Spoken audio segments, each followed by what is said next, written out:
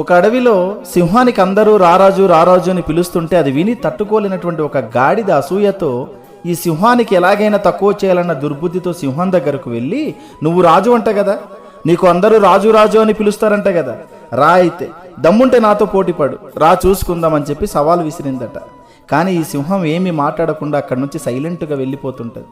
చాటున ఇదంతా గమనిస్తున్నటువంటి ఒక నక్క సింహం దగ్గరకు వెళ్ళి, నువ్వు గాడిదకు భయపడి వెళ్ళిపోతున్నావా, నీకేమనిపించట్లేదా, అసలు నీకు పౌరుషమే రావటం లేదా అని అందట.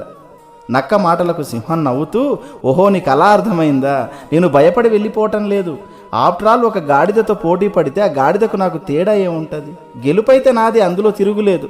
ఒకవేళ కోపంతో ఈ గాడిదతో పోటీ పడితే రేపు సమాజం ఏమనుకుంటుంది, ఈ అడవికి రారాజు అయినటువంటి సింహం ఒక గాడిదతో పోటీ పడిందట అని అనుకోదా, ఎవడో పనికి మాలినోడు ఏదో వాగేడని వాడితో పోటీ పడినా, వాడి మాటలకు సమాధానం ఇచ్చినా నా విలువ ఏమైపోవాలి అని గంభీరంగా సమాధానం ఇచ్చిందట.